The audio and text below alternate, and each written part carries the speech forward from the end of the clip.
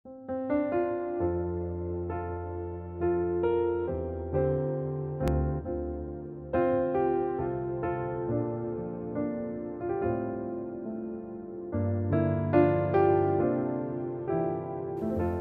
sekalian, Shalom. Hari yang baru karunia Tuhan, dan kami menghadapi hari yang baru dengan iman, dengan optimisme. Sekaligus juga kami selalu rindu mengawali hidup hari ini dengan sejenak merenungkan firman Tuhan.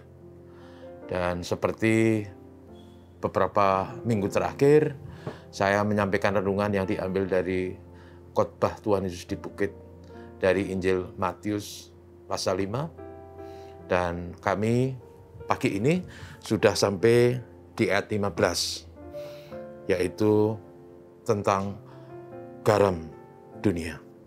Tuhan Yesus berkata, "Kamu adalah garam dunia. Jika garam itu menjadi tawar, dengan apakah ia diasinkan? Tidak ada lagi gunanya selain dibuang dan diinjak orang." Saudaraku yang kasih, garam di zaman kita sekarang adalah sesuatu yang sangat vital, bumbu masak yang sangat penting. Dalam zaman kita harganya sangat murah dan sangat mudah didapat. Namun tidak seperti itu pada zaman dulu. Bahkan di abad pertengahan saja, orang-orang di Eropa kalau ingin membeli garam, mereka harus datang ke sebuah pasar festival. Harus membayar dengan harga yang mahal. Garam yang murah harganya, tetapi memberi manfaat yang luar biasa. Garam punya dua manfaat yang sangat menarik. Yang pertama, garam itu memberi cita rasa. Masakan yang kita makan di rumah atau di restoran, tentu saja selalu ada unsur garam di situ. Bayangkan makanan yang disajikan tanpa dibubui garam, maka makanan itu menjadi hambar dan memuakkan.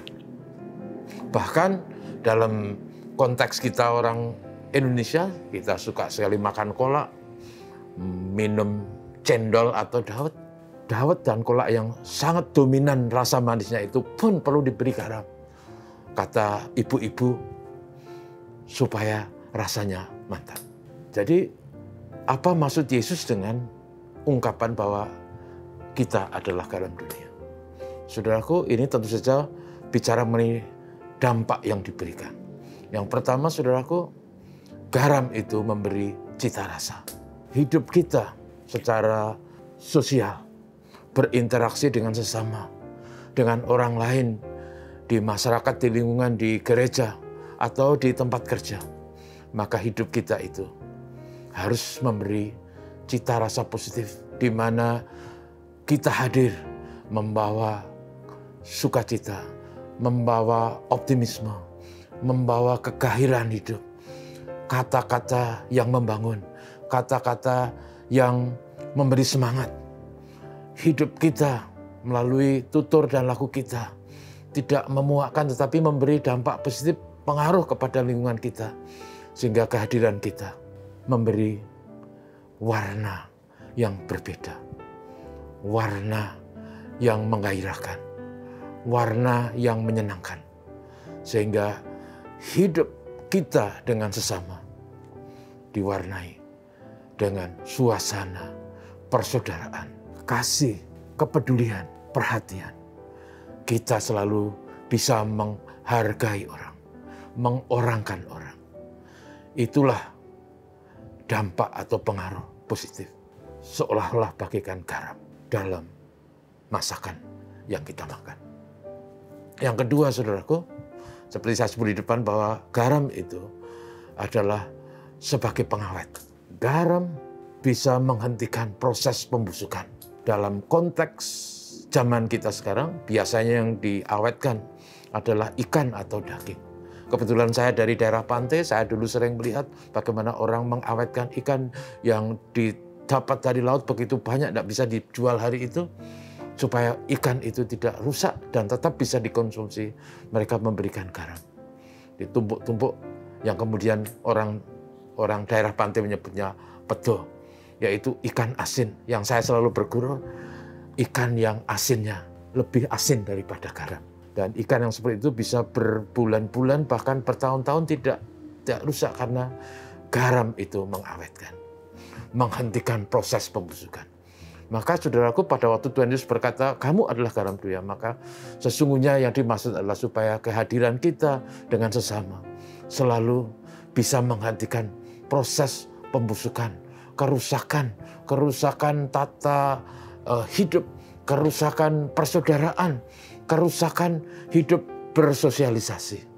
Kita harus bisa memberikan warna sehingga persaudaraan kita lestari, diwarnai dengan kasih, diwarnai dengan kebenaran, diwarnai dengan sifat-sifat yang luhur dan mulia. Sehingga masyarakat di mana kita tidak harus rusak, tidak harus hancur, tidak harus mengalami keretakan dan pertengkaran. Seolah-olah seperti ikan yang sedang dalam proses pembusukan. Karena itu saudaraku, secara singkat, apa yang dimaksud Tuhan Yesus adalah bahwa kehadiran orang Kristen, Anda dan saya, harus memberi dampak yang positif. Ingatlah saudara, kita, kata Tuhan Yesus, adalah garam dunia. Kalau hidup kita tidak memberi dampak positif, sesungguhnya kita seperti garam yang telah kehilangan rasa asinnya. Dia hanya dibuang dan diinjak orang. Kalau kita tidak bisa memberi pengaruh positif kepada sesama, sesungguhnya hidup kita tidak bermakna, tidak berguna. Kiranya hari ini kita bisa menjadi garam seperti yang dimaksud Tuhan. Tuhan memberkati. Mari kita berdoa. Terima kasih kepadamu ya Tuhan Bapa Surgawi. Kami diingatkan bahwa siapapun kami, dalam kondisi apapun kami adalah garam dunia. Supaya di mana kami ada, di situ ada sikap, tutur kata, laku kami yang mulia, yang baik dan benar, yang memberi warna, cita rasa kepada sesama, yang memberi manfaat sehingga masyarakat di mana kami tinggal tetap lestari, diberkati, penuh harmoni dan kasih persaudaraan. Terima kasih Bapak, berkati kami hari ini, berkati negeri kami. Selalu kami doakan dalam masa pergumulan COVID ini, kiranya penanganannya bisa makin cerdas dan COVID makin hari makin bisa diatasi. Berkatilah kami semua. Kiranya hari ini rahmat anugerah penyertaan Tuhan atas kami. Haleluya. Bapak terima kasih dalam nama Yesus. Amin. Terima kasih saudaraku, Tuhan berkati.